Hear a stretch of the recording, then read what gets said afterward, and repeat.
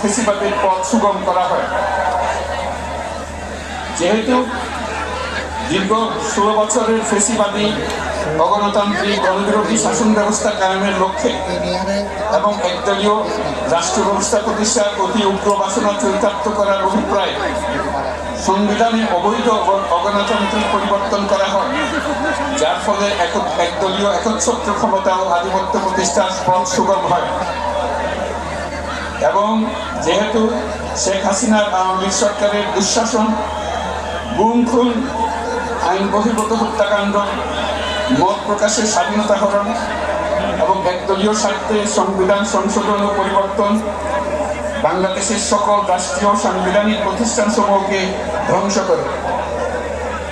এবং যেহেতু হাসিনা সরকারের আমলে তারই নেতৃত্বে একটি চরম গণবিরোধী একতান্ত্রিক ও মানবাধিকার হরণকারী শক্তি বাংলাদেশকে একটি ফেসিবাদী মাফিয়া এবং ব্যর্থ রাষ্ট্রের রূপ দিয়ে আন্তর্জাতিকভাবে বাংলাদেশের ভাবমূর্তি ক্ষুণ্ণ করে।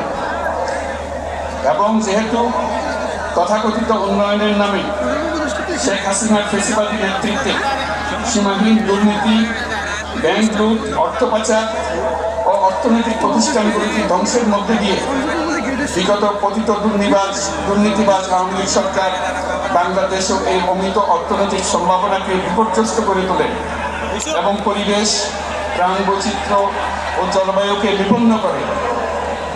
এবং যেহেতু শেখ হাসিনার ফ্যাসিস্ট সরকারের বিরুদ্ধে রাজনৈতিক দল, ছাত্র শ্রমিক সংগঠন সহ সমাজের সর্বস্তরের জনগণ গত প্রায় 16 বছর যাবৎ নিরন্তর গণতান্ত্রিক সংগ্রাম করে জেল জুলুম, হামলা মামলা, গুম খুন ও বিচার বহির্ভূত হত্যাকাণ্ডের শিকার হয়।